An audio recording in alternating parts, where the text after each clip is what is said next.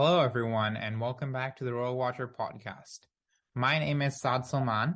I'm the founder and editor of the Royal Watcher, a royal commentator, and a royal contributor for Alt.com. And my name is Sam Gillespie. I am the editor of the Beau Monde. I have a background in fine jewellery and a long-held fascination with history and royalty.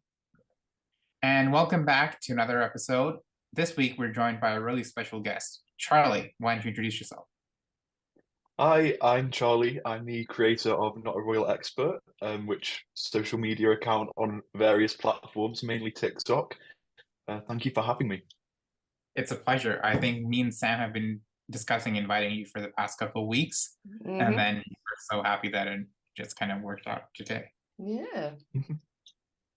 Perfect. So this time we have kind of lots of stuff to talk about, but we're kind of doing a general recap of the past couple of weeks/months, starting with kind of the biggest royal gathering of the year so far, which was the funeral of King Constantine II of Greece, which had, I believe it was 8 kings and 8 queens and an empress who attended. So a huge royal gathering. Yeah, I am sorry, we did promise you a full episode on Constantine, but we never got around to it. Maybe, you never know, in the future we could. But yeah, sorry.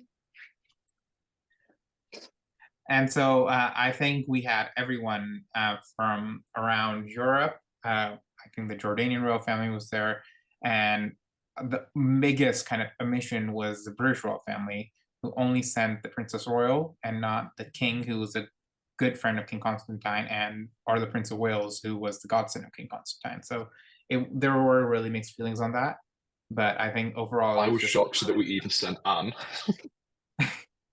Well, actually, I thought because they're so close to the Greeks, and I think the Queen attended the weddings of Constantine's children, which were in London, and then they've been just really close with them overall. They're godparents of each other's kids, which is really rare for the Brits. So that was like the only kind of link they had to the foreign royals, and they didn't even honor that, which I kind of thought was rather disappointing. Yeah, and I mean, I even watched. I was looking back over the pictures before the Queen's funeral, and there's a lovely picture of King Charles with Queen Anne Marie, and it's obviously it's a picture of two family members consoling each other, and you just think, well, where were you at the funeral? Like, yeah, very strange. I mean, there were so many reasons offered by defenders of the royal family, which was kind of, I think, not justified in that they should have been there, and it's not really an excuse because everyone else, like they talked about security and diplomatic protocol and all those things, which really did not make any sense because everyone else was there. Well, I think they might have shot themselves in the foot going forward when it comes to European relations. So it'd be interesting to see the aftermath of that. Definitely. I think we did see kind of in the past, if you look at pastoral events, damage control, because the Europeans do have a way of clapping back. I think in the 60s, Brits had intended royal events for a while, so no one showed up to Princess Margaret's wedding. But wasn't that just because she was marrying Lord Snowdon and he wasn't royal? Well, that wasn't really the case because when the Duke of Kent married the next year, I think 8 kings and like 3 kings and like 9 queens showed up. Yeah, but and that was because of Marina. Yes, but also like it was a bit of a statement, and I feel, and the same thing kind of happened when Prince Alexander got married. So I feel that then we saw kind of in a clapback, the Queen and Prince Philip attended Queen Juliana's silver wedding anniversary, which was like their like introduction to the foreign royal stage. And that I think was like an effort of, okay, we should try to connect with them more because it's just kind of inappropriate not to attend those events. Yeah, well, like I say, going forward, it'd be interesting to see who gets a Christmas card this year. I mean, they did rush all to the Queen's funeral, so yeah, they do still have some kind of standing. It was definitely funny seeing everybody trying to come up with loads of different excuses as to why the Brits wouldn't have been there. It's always funny to like try and see people's justifications. Yeah. Like, it was a full moon, there was an R in the month, they couldn't, couldn't get a babysitter.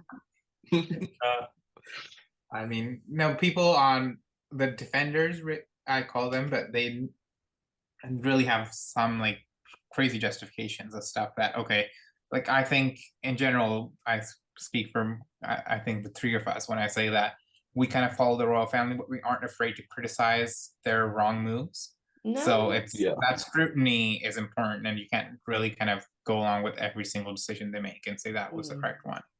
Yeah, definitely.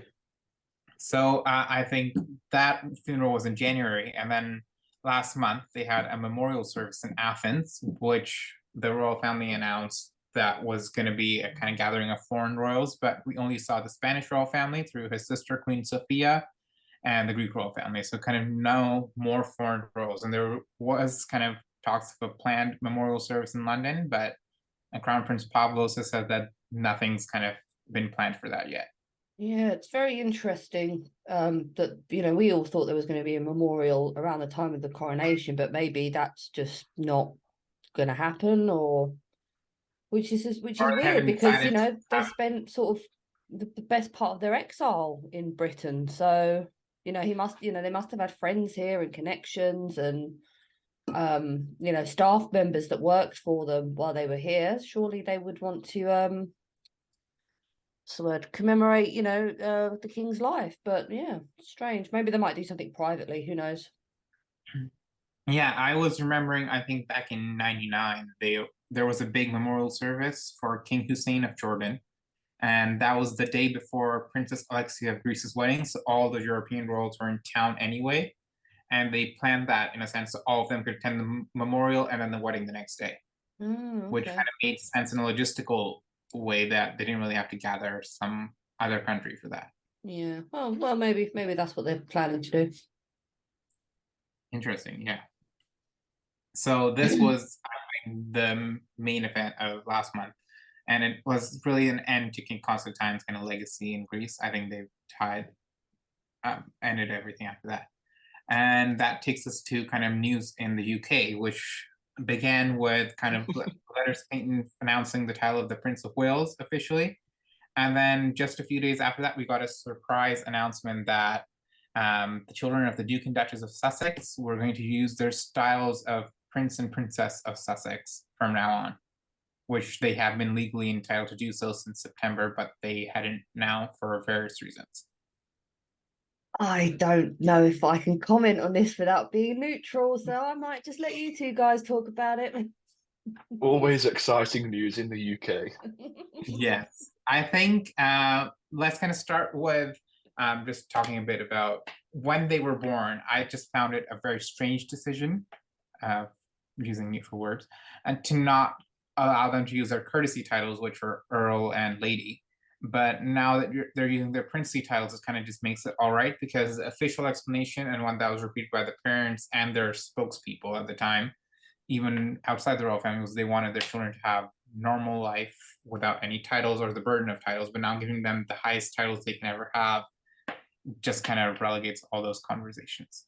Yeah, and I find it quite odd that they wouldn't take an approach similar to the Duke and Duchess of Edinburgh of letting the children decide for themselves when they're old enough. I think it's a very odd decision for them to make it on their children's behalf when you would expect from what they've said they wouldn't do that. But yeah, it's interesting, that Harry, I mean, granted he was very high up in the royal family, but he was quite adamant that being a prince was a handicap for him in life. And now he wants to give that to his children. So yeah, the generational trauma that he called it, passing it down.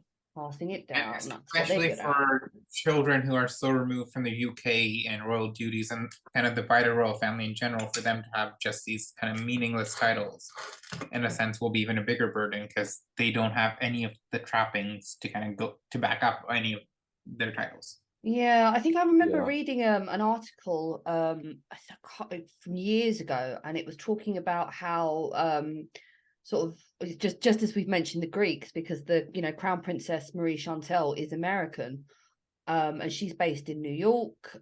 Prince Dmitri of Yugoslavia, the jewelry designer, he's also based in New York, and it was a whole article about how Americans actually treat royalty. And it's not that they're rude to them or anything, but it's kind of like you say, they don't have the sort of appendages to back it up. So it's a really strange kind of existence. Like, yeah, it looks great on an invitation, but actually, they find it quite weird. Yeah. It's kind of just I like mean, playing dress up with their titles. Yeah. It's like kind of baseless. yeah, and it feels like, I mean, I would think that in like a social setting, it would be pretty like awkward to kind of introduce yourself as that. Like I have a title, but I never use it because I feel totally embarrassed about it, which I'm like, oh, people would think I'm crazy. So I would think like, especially in a place like LA, to introduce yourself by your title, people would think you're kind of crazy in that sense. I imagine they just kind of go, oh, that's nice, love. Anyway, carry on. Yeah, carry on. So, and then I think with Lily, she's an American citizen, so there's kind of all legal ramifications about that as well. Yeah, bless her. Yeah. So it'll be kind of interesting to see what happens going forward. But I feel, in a sense, that this decision was made kind of in tandem because the royal family were about to announce the biggest news, I think, was that Prince Edward has been made the Duke of Edinburgh. Oh, Yeah, finally, some good news. yeah. It's a strange one, isn't it? Because everyone's been kind of divided on it, and you're like, but they've worked really hard, and Prince Philip wanted him to have the title. I don't understand why it's got these negative connotations. Well, I say that I'm talking about like on Twitter, which we all know is a Oh lovely happy yeah, place for yeah. the lollipops and puppies. But yeah. I mean, I call Twitter people the perpetually aggrieved Oh for a reason God, yeah. because they'll find something to be mad about any decision at all. So Yeah, but the thing is, I literally just read it before we started the podcast. The Duke of Edinburgh, it's a title. It has no lands. It has no money behind it. It's just literally a like. It's a royal dukedom. It doesn't have anything. There's only been like three before Prince Philip even, so it's not like it's got this ancient history. It's just like a nice title to just, if you want to be a duke, okay, you can be the Duke of Edinburgh kind of thing. It's not like being the Duke of York or being, the Duke of Gloucester. So yeah, again, the doesn't have Yeah, perpetually exactly. aggrieved.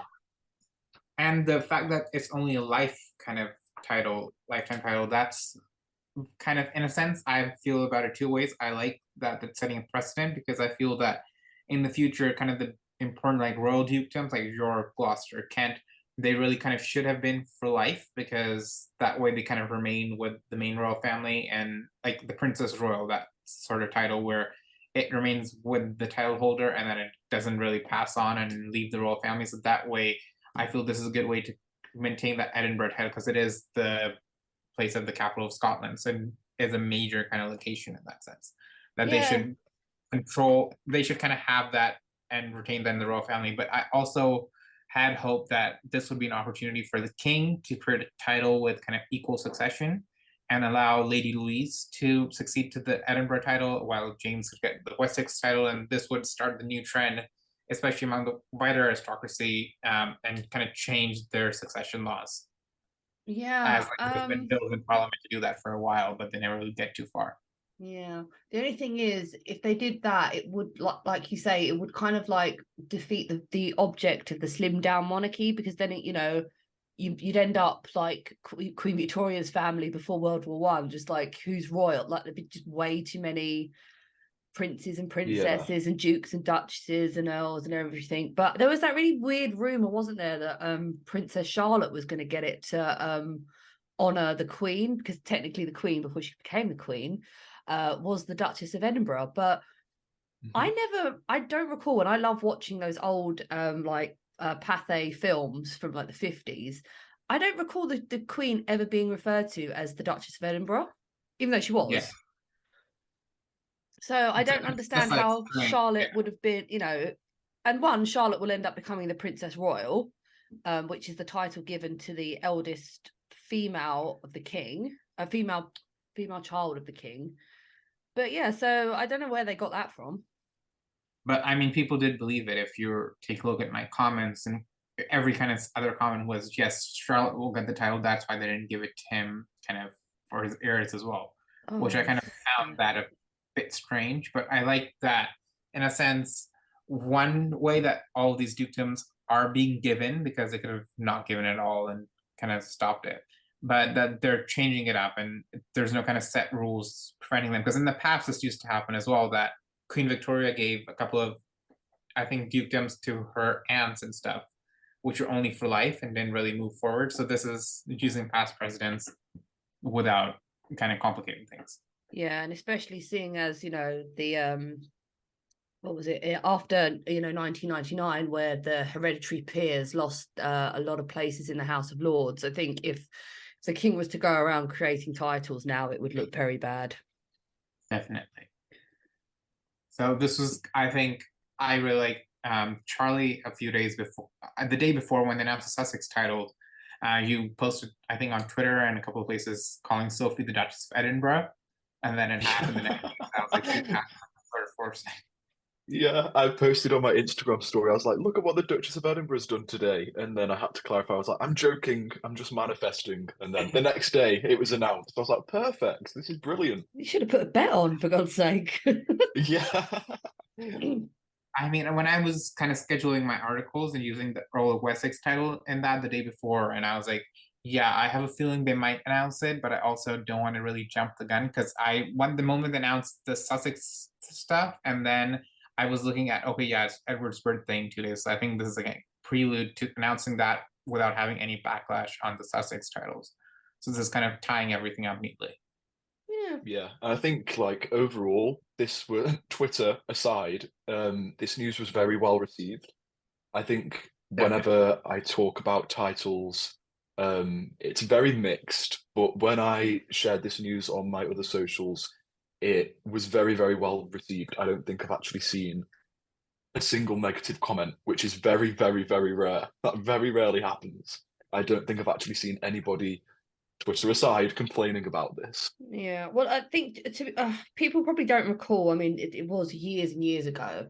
But when they first started out, Sophie and Edward, they did have a little bit of a scandal because they had a television company, and we're seeing echoes of that now. But once it sort of blew up in their faces, they really just knuckled down and they started doing all the work that it's not glamorous being a member of the British royal family, especially if you're sort of a lower down the pecking order. But they went and did they opened the sports centers, they went to the hospitals, and somewhere out in the rain in the middle of nowhere to cut a ribbon, and they really just knuckled down and just that whole sort of sense of duty really they really started to sort of personify it. So yeah, I'm glad they got the title. They clearly worked for it, and they actually get what it's all about. Yeah, definitely. Yeah, and I think there was some again on Twitter who were making a big deal about how Edward and Sophie aren't really the most well known, and how their latest tour didn't get that much coverage, and use that kind of an excuse of why they shouldn't have gotten a title. But I think with that, there was some interesting kind of videos and stuff I saw that basically that their tour was kind of undercovered on purpose because they didn't really want to create that, just start do their work without any of the kind of media storm that went with their last Caribbean tour. So they purposely went under the radar just so they could have a smooth and efficient tour, do their work without getting involved in any of the drama. Well, that's it, isn't it? And that's, at the end of the day, as much as, yes, we love a little bit of drama, but after a while, it's just exhausting, and it's like, just get on with it. And that's what they do. Exactly. Yeah, it's refreshing. Yeah. It is, definitely. And then there's another thing that I think could have been a bit of a valid point, is that when the Queen passed away and they could have announced Edinburgh title back then, there was still kind of rising support for independence in Scotland at the time. And then in the past kind of few weeks or so, it's been on a bit of a kind of steady decline. So that is why it would have caused a bigger fuss if they had announced it back in September versus announcing it now when it's kind of just escaped everyone's notice because they're busy other stuff. Yeah, that's a good point. Yeah.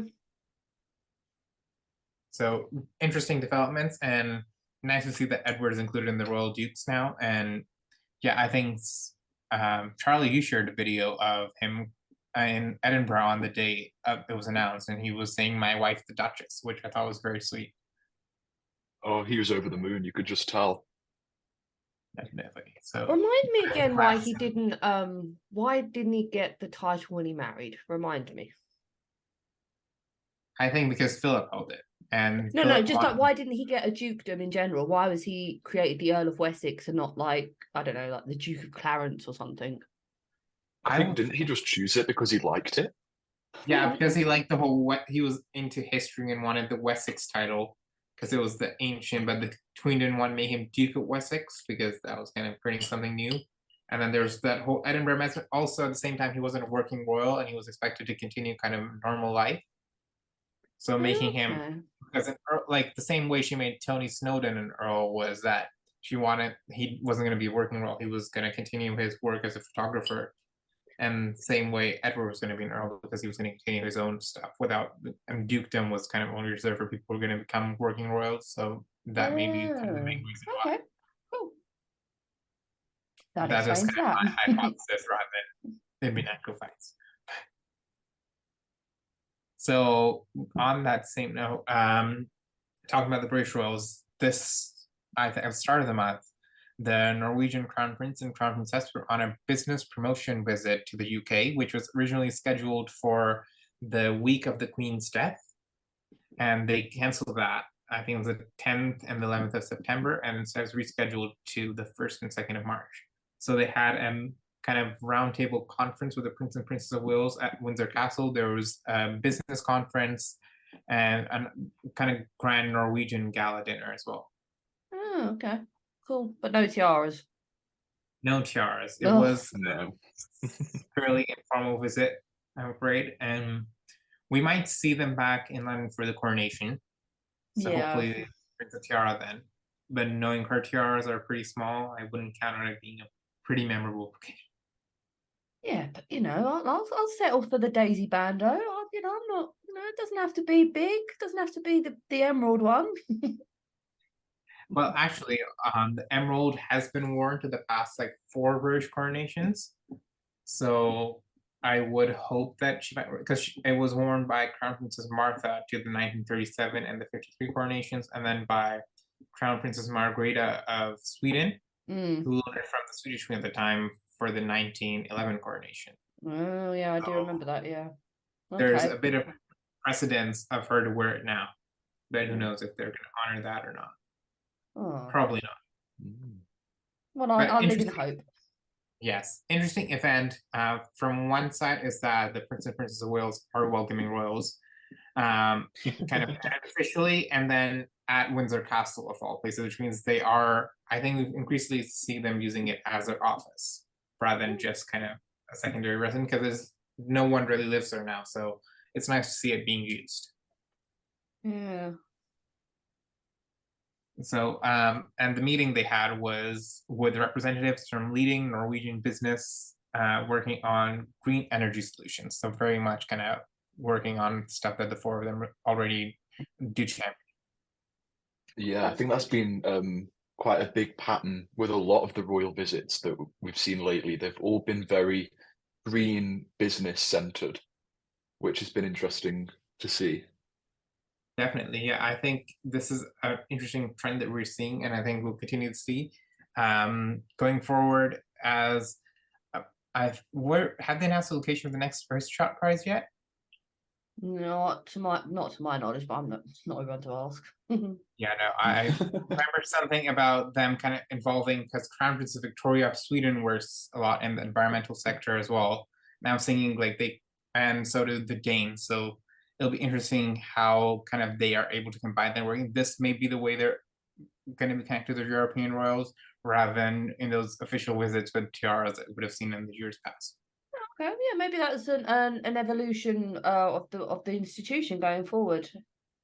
Yeah, which is kind of an interesting direction for it to take than what we would Yeah. have generally perceived. Yeah, but I think weird thing is people do forget how much King Charles, excuse me, is how much of an environmentalist he is and has been for sort of the past 40 years.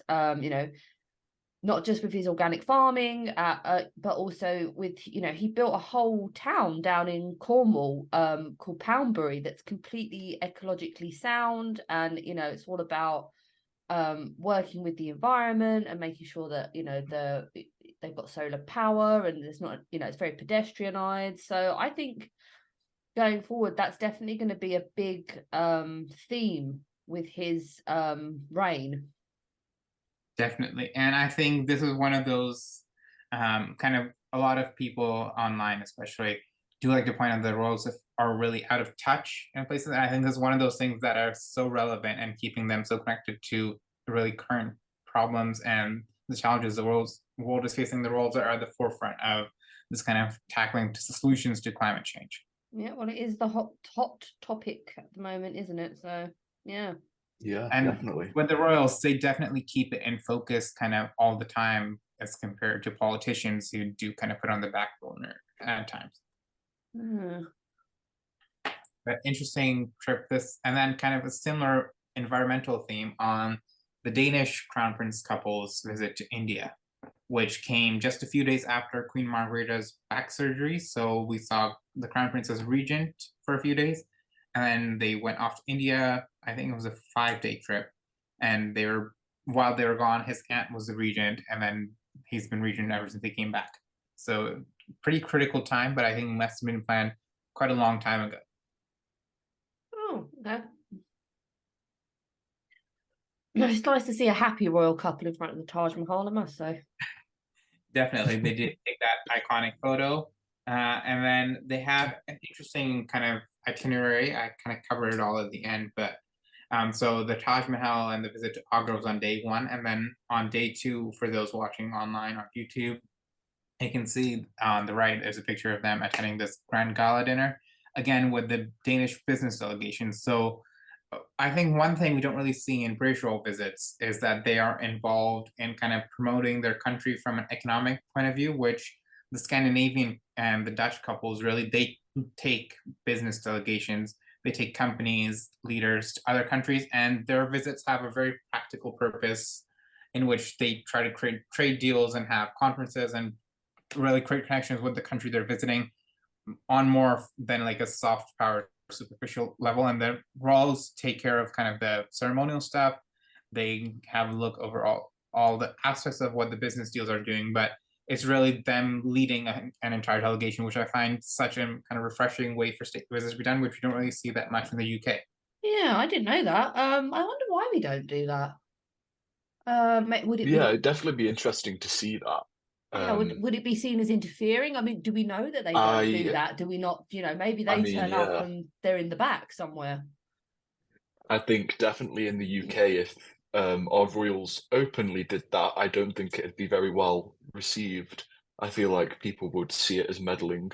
Yeah, I mean, they tried to make Prince Andrew the some British business delegate, and that, that was a dumpster fire and a half. I mean, for all his faults, I've never really seen anyone say anything bad about the business deal aspect of it. So maybe he was successful for a while. Oh yeah, I'll give you some threads on Reddit. I mean, actually, my cousin once met him on a visit to Indonesia, and she presented flowers to him, which she only told me that like a few months ago, and I was like, "You've never told me that information." Like, we talk to each other every week. Well, there was that whole thing about when they were trying to save the royal yacht, Britannia, they were saying that, as much as it was a sort of a family holiday home for them, a lot of the drinks parties that would happen on there were business meetings. And again, that might have been like a soft power play as opposed to, just openly go. I mean, do you know what? Are you talking about that now? There was something I was reading the other day about Fergie and Andrew. They went to like the US in the like late 80s, and they did a campaign, and it was like supposed to be like buy British. Yes. And everyone was just like, I posted on that tour because it was a 35th anniversary. I think that's where you must have seen it, because I did a whole. Usually whenever I see something sad, it's you've posted it. So but wasn't the whole back thing like there was a big backlash, like, God, this is so tacky. And I mean, like, maybe it was just because of the tabloids of the day. What they called it. Yeah. Yeah, I think the British tabloids were not too happy. But when I posted, so like the comments of the British tabloids was that it was called as a brash, vulgar, excessive, weak-humored exhibition by two royals. Yeah, this is why we don't do that. And then when I posted those comments on Instagram and on Twitter and stuff, right? Oh, we don't remember it like that. It was so refreshing, especially the Americans were like, oh, we loved having Fergie here because she kind of did ridiculous things. I think she wore like American flags in her hair and Yeah. at LA, which I mean, we would kind of consider tacking up. That was peak Fergie. So That was, yeah. and Yeah. I think that was called the Buy British tour. They attended a bunch of kind of supermarkets where they were selling British stuff, and they was one or two conferences. But again, that was more of like they do talk about royal soft power, and then we don't really see any practical application of that. Whereas in this way, the royals do have a practical role. So the crown prince will give a speech at the opening of the conference, and that is kind of the way they do things. But they don't really have a practical role in the negotiation, and they're just kind of figureheads. They have their own separate agenda. Like Mary was dealing with her charitable stuff, Frederick was doing work on his environmental issues, and then they kind of hosted the business delegates. They attended a conference or two, and it was very much a practical application of royal soft power, more than we would see in the UK. Because similarly, the Swedish crown princely couple, they also did a business visit to Australia and New Zealand, I think, which is also a few weeks ago. So that's something they just do, and we just saw the Norwegians did that as well to the UK. So it's something that they do very practically, whereas the British do much more of a ceremonial visit than have any kind of practical solutions after that. Maybe we could take some notes then. Which is more use.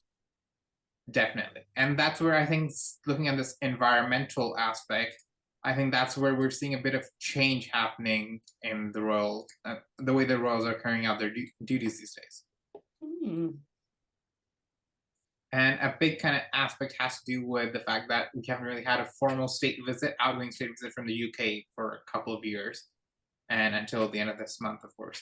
But state visits usually have that ceremonial aspect, and I mean, in Scandinavia, that's what the heads of state do as well. But we see the crown princely couples, they take the role of these, what they call business visits rather than official visits or royal tours, as the British media refers to in their overseas visits. So this business visit has much more kind of practical application. So this week we saw the Dutch royals going on a state visit to Slovakia, which was, I mean, pretty normal, standard kind of republic state visit stuff. Nothing too exciting for us, except when Queen Maxima wore this Jan Teminau gown, I'm pretty sure I'm pronouncing that wrong, with the Dutch emerald tiara, her emerald earrings, the Dutch emerald necklace, and this like emerald bracelet, which is not in this scene. But this gown has been worn for 3 state banquets already, and each time with the same tiara. So, I mean, like that she's recycling, but maybe I think this is taking it a bit too far. I don't know. I mean, I think, our favourite Maxima, this is how you do a visit. This is how you do a state visit, everyone. You bring out the good stuff. Exactly. Queen Camilla, take note. Yes. Yes. Something other than Belgian sapphires next time, please. Yes. Please. I mean, I'm kind of rooting, secretly hoping that we're going to see the Oriental Circlet and the Burmese ruby, because both Germany and France have red sashes. So I kind of want to see both the ruby tiaras. That's kind of, I call it first if she doesn't. Queen Camilla, if you're listening, those are my choices. Definitely. So what do you both think about this look overall? She never looks bad, does she? No. Definitely. She'd look great on a banknote. I think last year I did this whole kind of, I was talking to someone about how Maxima never really repeats her state banquet looks, because it makes it much easier for kind of future historians, in a sense, look back and be like, okay, yeah, she wore this gown, this tiara. We can pinpoint the location, the date, everything from that. But because, in a sense, she's repeating her looks down to the same tiara and stuff, that it makes it much harder, because especially in the close-up shots, it's more difficult to date stuff like this. That's kind of my one kind of gripe about it. Otherwise, I like this. It's a really nice gown. Appropriate choice for this sort of visit. Yeah, and was it like just another visit to encourage trade? Yes. Okay. Yeah, and it was like another green business. Green business situation. Cool. Green business and press freedom. Oh. Those were the 2 main things. I think they had like 3 conversations with the press about freedom, and I think there was some Dutch reporter commenting in which they're like, "Oh yeah, it's getting a bit too excessive. Stop talking about press freedom already." Fair enough. Yeah. It was like, I think they had like 4 engagements on the first date just about press freedom. So I was like, that's a bit too much, I think. So what? So I assume that they're pro freedom of speech with the press. Definitely. Right. Okay. But So I why think would the press hate Slovakia that? is like, well, I think Slovakia is a country that's only 30 years old and doesn't necessarily have kind of long-standing democratic institutions to kind of protect stuff like that. So there was a bit of kind of elitism going on, which some Slovakian people not really appreciate. Kind of fair enough. So there's a bit of controversy, but not like too apparent to make it into the foreign press. Oh, okay. But I think Queen Maxima and her jewels kind of burned out. I think the next stage, the Dutch royals hosted a reception or something, and she wore a big diamond riviere and some diamond ears in her hair, but kind of just saw one picture of that somewhere.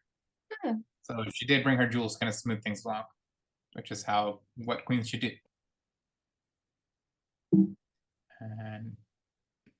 And so then the big news, which is actually currently happening right now as we're recording, is the wedding of Princess Iman of Jordan.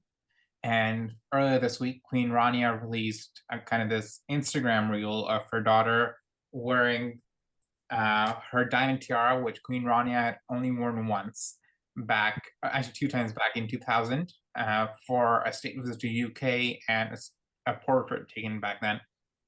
And everyone had really assumed that it was just a loan from the jeweler. So to see Iman wearing that for this portrait meant that there might be a chance that she wear it on her wedding day. However, as we can now know, Iman did not wear that tiara on her wedding day, and she's wearing something totally different.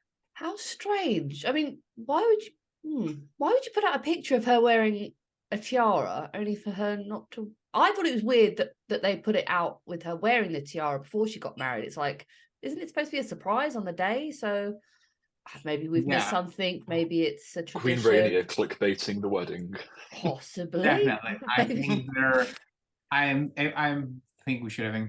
I think Sam would like to include kind of some bits of the henna party that they had at the same time, but it looked such a vibrant cultural event. But really, Rania made it out into something so kind of special, and they're really showcasing Jordan and Jordanian culture alongside all of their traditions, which I found was a very kind of interesting way of looking at the wedding. And this sets a general theme of how the Jordanian royal wedding of her brother will be later this year, in which in the past Jordanian royal weddings were really more personal, private affairs, but they really are trying to showcase a different image of Jordan to the entire world. Wait, hold a minute. Wasn't Irania's wedding? Didn't they ride through the streets on it wasn't a Cadillac, but yeah, they were like sitting up in a car, weren't they? That wasn't quiet. Yeah. What at the time he was just like the son of a king. He was not a crown prince, that's everything. True. But that was like, it wasn't necessarily like widely covered in the international press, that sort of thing. Whereas this, like, I found it, the way they're kind of promoting this wedding, especially Rania talking about it on television and everything, this wedding and the wedding of her brother, the crown prince, they are setting a kind of new tone for Jordanian royal weddings and presenting a new image of Jordan to the world. Okay. I mean, I've never thought Jordan had a bad image, other than that scandal with the money. Was it the Panama Papers? Yes. And there was another scandal, but I should not. Oh, yeah. It's all coming back to me now. Yes. My bad. There was a Rania clothing scandal, which my friends at UFO No More know a bit too much about, but that's all I can say about that. Okay. Yeah. So, yes. So, but this is like, so what do you think about Iman's wedding look? Love that you ask like I have any, like, okay, I'll the tiara, I'll go with what I know. I don't like it. It's too small. Fair enough, they can't have anything ostentatious, and the Jordanian tiara collection isn't the most extensive. And I think we had a theory that which queen was it? Is it Queen Noor or Queen Alia's Cartier tiara, which I would say was the oldest, might be stuck in Dubai. We don't have confirmation, but But we kind of do have confirmation because Princess Haya received $15 million from her ex-husband in lieu of the jewelry that she left behind in Dubai. So, but did they say the tiara was part of that? No, but they just said jewelry in general. And I mean, if I was fleeing for my life, I would probably not be. Well, I probably would be running to the bank to get my tiara, but I don't know. I mean, it's not like she ran off with the clothes on her back, was it? Yeah. Well, actually, she kind of did run off with the clothes on her back because her husband was trying to kill her.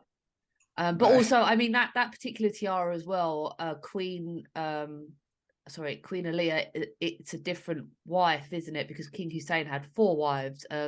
Yes, so Queen Aliyah was his 3rd wife, and Abdullah is the son of the 2nd wife, Princess Muna, who was British kind of wife from Sus. I can't get over the fact that what's her name? Tony. She's from Sussex. Tony. From Suffolk. Yeah. So, I mean, fairly normal. And she had, I think, 3 tiaras, but her daughters wore some of them in the 90s, but never really seen again. And then this is kind of an interesting situation where we see them getting a new tiara for Princess Iman, because Queen Rania really has that bracelet tiara, and until we saw that image of Iman last week in the diamond tiara, we kind of didn't think she had that either. So it's interesting to see kind of what will her sister-in-law wear at her wedding. Because I hope she wears the Arabic one. I do like that one, the diamond Arabic scroll tiara. I don't know if they own it or if it was rented, but it was a pretty tiara. Yeah, and I mean, she's also like a member of the Saudi royal family from her mother's side and filthy rich, so she could get a new tiara like she Iman. Could. Yeah, but I mean, I think the one that Iman's wearing is a new tiara, and you know, I'm biased, but yeah, they're not substantial. You know, that just looks like it would snap in 2. Definitely, I think the first words you're seeing it might be a Chaumet piece that's been modified, but not my favorite. I think it's trying to be a fringe tiara, but it's failing. But that's the thing. Fringe tiaras need to be, you know, like the Alexandra Kokoschnik. It needs to be a wall of diamonds to work, and that's not working. What do you think, Charlie, about the wedding and kind of what we've seen so far in clips and things? I think everything looks very, very nice, very modern. I was shocked by the size of the cake. I don't know if you've seen it yet. I was just looking at it alongside on Twitter. Very big cake, cut it with a sword. Who doesn't love a royal wedding? I mean, I don't know a lot about the fashion and the jewels, but it all looks nice. Definitely. And I think one thing I haven't seen so far, but we did expect, was we might get some foreign royals. But so far, the only kind of foreign-ish royal we've gotten is who's now Princess Miriam of Jordan, but she used to be the ex-crown princess of Bulgaria. She was that doesn't count. Widow of the former. So she's now Jordanian royal, but I did expect Queen Sophia of Spain because she attends every single royal event. I think she even attended the wedding of one of Iman's cousins, whose like father was just a minor prince. So maybe they're gearing up for the crown prince's wedding. Like, yeah, hopefully we see William there. Oh yeah. I mean, after my disappointment at the Greek funeral, I wouldn't count on it. Oh yes, let's not hold our breath. I would be happy if they do, but let's not be too hopeful. Keep the expectations low. Well, maybe the new Duke and Duchess of Edinburgh can go. Yes. Yeah. No, I mean, when Iman's cousin, the Prince Rashid of Jordan, got married in 2011, there were 3 kings and 5 queens, including the Duke of Edinburgh. There was Queen Sophia, Queen Anne-Marie. I think Empress Farah was there. And so there was big kind of royal gathering. So, I mean, the Jordanians do have lots of nice connections with royalty abroad. Okay. If all else fails, they'll probably just send Anne. Yes. Oh. The Anne won't give us the nice fashion and the jewels that we really want. So sorry, Anne, we love you. Definitely. So what were your kind of general thoughts on the happenings of the past few weeks, Charlie? Oh, bit of a roller coaster. I'm glad that it ended on a high note with the Duke and Duchess of Edinburgh, but it's definitely been a interesting, active few weeks. Yes, and I think in the kind of weeks leading up to the coronation, especially in the UK, it's very active. I think we have Commonwealth Day tomorrow, Yeah. and they just announced a few kind of new stuff for coronation stuff. There's going to be a garden party at Buckingham Palace on May 3rd and the 9th of May, so just right before and right after. Then there's going to be a reception for Commonwealth leaders at the palace on May 5th, which is the day before the coronation. And in the evening, there'll be a reception for world leaders at Buckingham Palace, which I have a feeling may be like the one held for the heads of state ahead of the Queen's funeral. But I mean, we can hope that it may have tiaras and stuff, but I wouldn't hold my breath. Yeah, definitely. It's going to be interesting to see. It's still loads of information coming out about it. I'm like, how much more coronation news can they release? It just Oh, feels like it's non-stop, but gonna be I'm here for it. crazy. It's I mean, gonna there's so be much that they huge. should release because they haven't really announced much, especially in regards to the guest list, whether they'll be wearing robes and coronets and that sort of stuff. Oh no, he has to. He can't turn up to The Westminster in guest a list morning is going to suit. be interesting. Yes, and like, will they be wearing tiaras or not? Like, will Camilla be the only one like in a crown and sort of thing, and the rest of them are just in like Oh no, they can't do that. dresses? They can't Yeah, do that. that would break my heart, I'm afraid. There's going to be a fine line with how much they scale it back, and I really hope they don't do it too much. Hopefully, yeah. But we've seen kind Otherwise, of what's the point? Yeah. what's the point of spending all this money on a coronation if they can't even wear the jewels they have in the world, basically? Yeah, give us something nice to look at. Yeah. Yes, it's kind of grim on this little island right now. So, Charlie, what are your plans for the coronation itself? Are you going to be in London? I will not be in London because I will be having a party. So that is my Probably plan. a I was good idea. debating. I was like, should I stay at home? Should I stay at home for a party? Should I go to London? But you know what? Let's throw a party. You having So a street party or just a I'll be doing barbecue? that. We were contemplating it and we thought if it's a street party, then we can't really control who we invite. So let's just keep it as a house party. And then, if there are people that we don't want there, then we can control that. Fair enough. I We're bet you any being money such an open, loving community. there'll be street parties up and down the country, I reckon. Oh God, yeah. Definitely. Yeah, and I'm kind of curious about how they'll be showing it in like, especially in London because I'll be in London. But will there be big screens kind of all around showing all the Yeah. ceremony, or will it be more of a No, there'll be like big, in big Hyde screens Park. everyone. Yeah. Yeah. I because think I they've mean, got to, because even with like the Queen's funeral, there was just not enough space for everybody to see what was going on. They've got to have the screens there for people definitely. to go to the parks and stuff.